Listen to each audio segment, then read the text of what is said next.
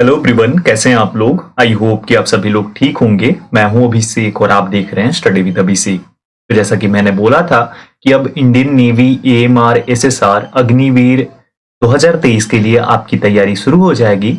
कल मैंने जीके का पहला सेट डाला था। अगर आपने नहीं देखा है तो इस वीडियो को देखने के बाद उसे भी देख लेना। बहुत इंपॉर्टेंट क्वेश्चंस करा रहा हूं मैं। आज पहला सेट है सामान्य विज्ञान जनरल साइंस का। अब इसके बारे में थोड़ी सी डिटेल आपको दे देता हूं। अगर आप एएमआर का एग्जाम देंगे तो उसमें आपको मिलने वाले हैं 12 से 13 क्वेश्चंस साइंस के, और अगर आप एसएसआर का एग्जाम देंगे तो उसमें आपको मिलने वाले हैं 25 क्वेश्चंस साइंस के, और लगभग यही लेवल रहेगा, इसी टाइप के क्वेश्चंस आपसे पूछे जाएंगे। तो अभी मैं थोड़ा कम लेवल से स्टार्ट करूंगा और आने वाले टाइम में इसे इंक्रीज करूंगा। टेस्ट लैंग्वेज हिंदी और इंग्लिश दोनों रखा है मैंने। जैसा कि आपको पता है कि इस बार ऑनलाइन एग्जामिनेशन होने वाला है और उसमें भी हिंदी और इंग्लिश दोनों में आपको क्वेश्चंस पेपर मिलेगा। टोटल मार्क्स 20 है, 20 क्वेश्चंस है इसमें। अब ध्यान रखना कि आप बिल्कुल ऑनेस्टली खुद से जवाब देने की कोशिश करना, और आपके जितने भी आंसर्स होते हैं उसमें से नेगेटिव मार्किंग 0.25 मार्क्स की निकाल करके और कमेंट में कमेंट करके बताना कि आप किस एग्जाम के लिए तैयारी कर रहे हो, एएमआर या फिर एसएसआर या फिर दोनों, और आप कहां से हो और आपके मार्क्स कितने आए इस सेट के अंदर। साथ ही साथ अगर आप इसका पीडीएफ डाउनलोड करना चाहते हैं, हर एक अपडेट पाना चाहते हैं, तो इस study with Abhishek Telegram channel को ज्वाइन कर लो। बाकी इंडियन नेवी स्पेशल ग्रुप भी है, उसे भी ज्वाइन कर लो, डिस्क्रिप्शन में लिंक है। और इंडियन नेवी एएमआर एसएसआर की बेस्ट प्रिपरेशन के लिए चैनल को सब्सक्राइब करके बेल आइकन प्रेस कर देना, वीडियो को शेयर कर देना। स्टार्ट करते हैं। और पहला सेट ध्यान से देखना, एक क्वेश्चन काफी इंपॉर्टेंट है। एक्सप्लेन भी कर दूंगा जो इंपॉर्टेंट क्वेश्चन होगा और जिसमें लगेगा कि एक्सप्लेनेशन इंपॉर्टेंट है। चलिए, पहला क्वेश्चन आपकी स्क्रीन पर ये रहा। Who invented X-ray? जो एक्सरे मशीन है उसका आविष्कार किसने करा था? विलियम रॉन्टजेन, गैलीलियो, आइंस्टीन और अमंडसेन। इसका सही जवाब हो जाएगा ऑप्शन ए, यानी कि विलियम रॉन्टजेन जो है इन्होंने ही आविष्कार करा था एक्सरे का। ये आप लोग ध्यान रखिएगा। एक्सरे का आविष्कार जो है वो 8 नवंबर 1895 को किया गया था। ठीक है, ये आप लोग ध्यान रखिएगा। इन्होंने 50 वर्ष की उम्र में इसका आविष्कार करा था, और इसे रेडियोलॉजी डे के रूप में भी मनाया जाता है। किस रूप में? रेडियोलॉजी डे के रूप में इसे सेलिब्रेट करा जाता है प्रत्येक वर्ष 8 नवंबर को। ये 1895 में इन्होंने करा, और अल्फ्रेड नोबेल के नाम पे जो शुरुआत हुआ नोबेल पुरस्कार की, जिसकी शुरुआत 1901 में हुई थी, इसमें सबसे पहला फिजिक्स का जो पुरस्कार है वो इनको ही दिया गया, फिजिक्स का नोबेल पुरस्कार। इसे विलियम रॉन्टजेन को, ये आप लोग ध्यान रखिएगा। आगे बढ़ते हैं। यहां विलियम दिख रहा है आपको, विलियम भी देखने को मिल जाएगा कहीं ना कहीं, तो ये भी आप लोग ध्यान रखिएगा। अगला सवाल आपकी स्क्रीन पर, इन्हें 1901 में दिया गया था नोबेल पुरस्कार। क्वेश्चन नंबर 2 आपकी स्क्रीन पर। शक्तिशाली चुंबक किसके द्वारा बनाए जाते हैं? Powerful magnets are made by what? लोहा, कोबाल्ट, निकेल की मिश्र धातु से, एल्यूमिनियम, कोबाल्ट और निकेल की मिश्र धातु से, लौह यौगिक से और लौह चुंबकीय पदार्थों से। इसका सही जवाब हो जाएगा ऑप्शन बी, यानी एल्यूमिनियम, कोबाल्ट और निकेल की जो मिश्र धातु होती है, एलॉय जो होती है, उससे बनाया जाता है शक्तिशाली चुंबक। ये आप लोग ध्यान रखिएगा, इन तीनों के एलॉय से बनाया जाता है शक्तिशाली चुंबक। क्वेश्चन नंबर 3, नवजात शिशु में हड्डियों की संख्या कितनी होती है? How many bones are there in a newborn baby? 210, 206, 300 और 350। इसका सही जवाब ऑप्शन सी ही हो जाएगा, यानी कि 300।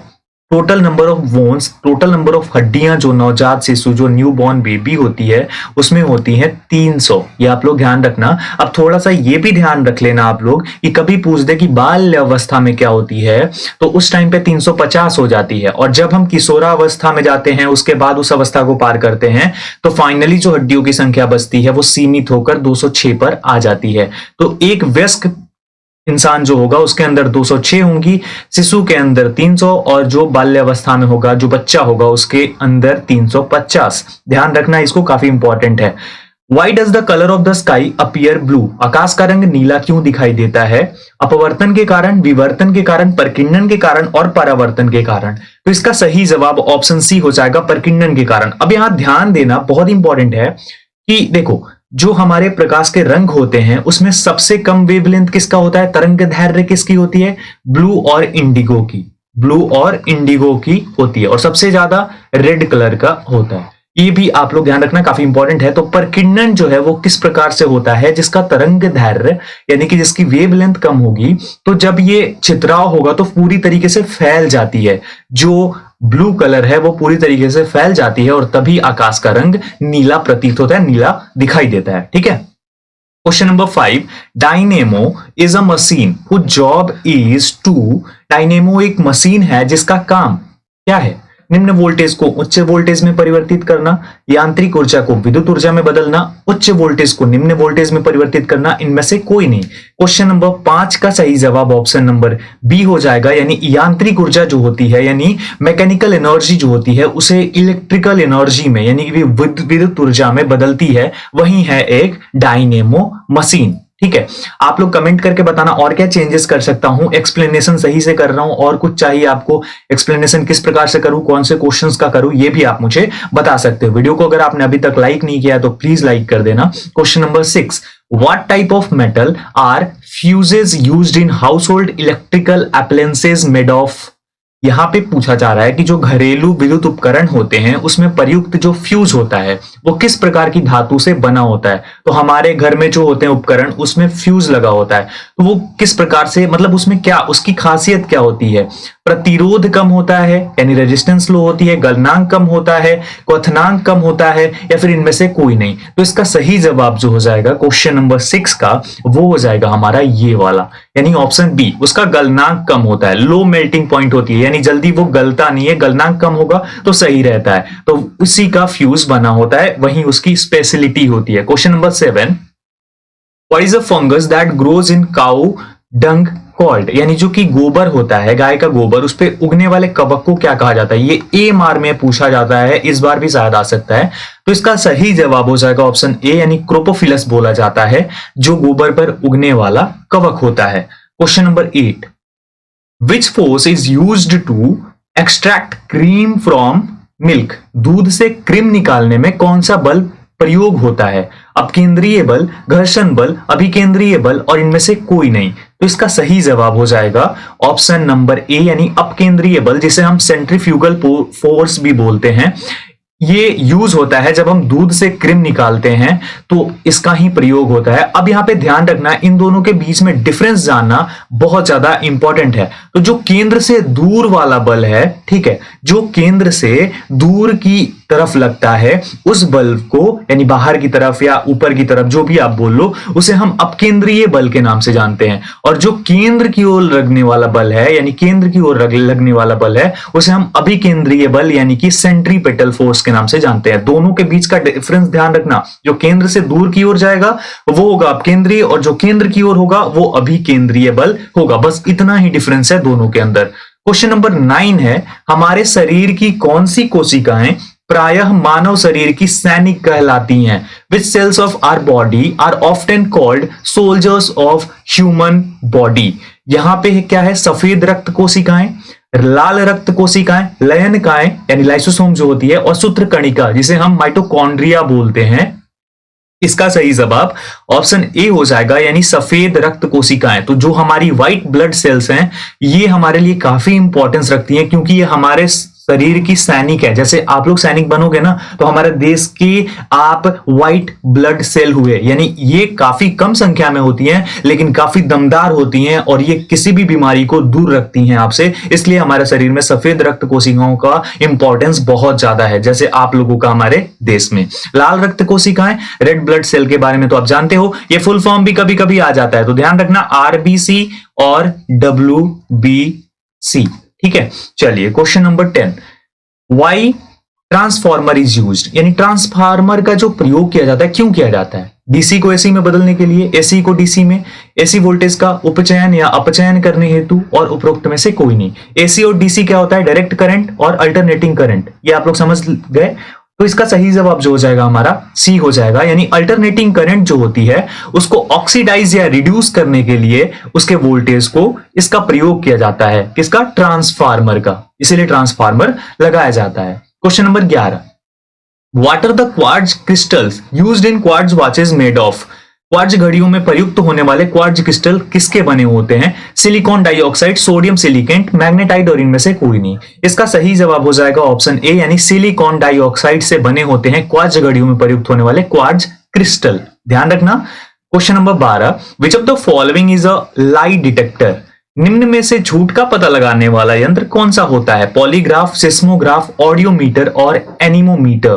तो यहाँ पे याद रखना आप लोग कि जो पॉलीग्राफ है इसे झूठ का पता लगाने के लिए यूज किया जाता है। जो पुलिस होती है वो यूज करती है इसे, और इससे क्या होता है, जो भी गुनाहगार होता है उन लोगों से सच उगलवाने के लिए इसका प्रयोग किया जाता है, पॉलीग्राफ टेस्ट किया जाता है। ठीक है, चलिए क्वेश्चन नंबर 13, ग्रीन मफलर क्या होता है? What is green muffler? इसका पेड़ क्या करते हैं, जो ध्वनि होती है प्रदूषित उसे फिल्टर कर देते हैं और उसके बाद आगे आपको ध्वनि सुनाई पड़ती है। तो इसका सही जवाब क्या हो जाएगा? ऑप्शन ए हो जाएगा, ध्वनि प्रदूषण को कम करने की तकनीक है, techniques to reduce noise pollution. इसका सही जवाब हो जाएगा ग्रीन मफलर, यही होता है।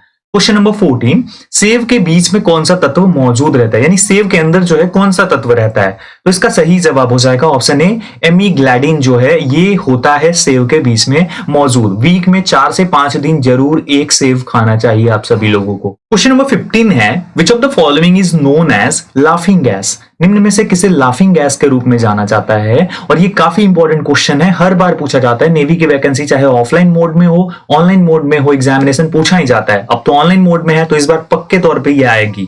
ठीक है, तो इसका सही जवाब हो जाएगा ऑप्शन बी, यानी कि नाइट्रस ऑक्साइड जो है ये लाफिंग गैस के नाम से जाना जाता है, जिसका फॉर्मूला होता है N2O।